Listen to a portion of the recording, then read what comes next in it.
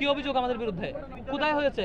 আবিদ ভাইকে বলেন আমার মতো প্রমাণ দিতে। হ্যাঁ, আমরা সেটা সকাল থেকে দেখেছি কেমন পক্ষপাতিত্ব, যেখানে ইউএলএবে অন্য সংগঠনের প্রতিনিধিকে বের করে দেওয়া হয়েছে 10 জনের মধ্যে 6 জনই তাদের দলের, এবং কোনো মিডিয়া ঢুকতে দেওয়া হয় না। কি যে করেছে আল্লাহ ভালো জানে। সেখানে একটা পর্যন্ত নিয়ম ছিল কোনো প্রার্থী ঢুকতে পারবে না।